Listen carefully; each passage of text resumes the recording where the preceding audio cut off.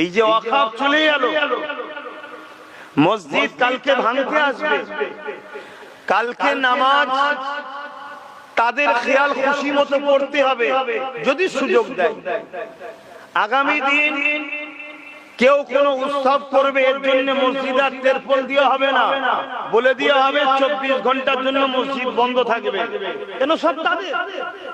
হয়তো আমার কথা আপনাদের হাসি লাগছে, হয়তো বলবে যে কি বলছে, এসেছে দুটো ঘটনা বলে চলে যাবে। আমিও মনে করি দুটো ঘটনা বলে চলে যায়, বেকার এসব ঝামেলায় জড়িয়ে লাভ নাই, এরা বোঝার নয়, বেকার ফালতু বকছি আমি। কিন্তু আবার মনে হয় আমার তো একটা ডিউটি আছে, আমি যদি আবার আমার ডিউটি পালন না করি, কিয়ামতের দিনে তো আমারও ছাড় নাই।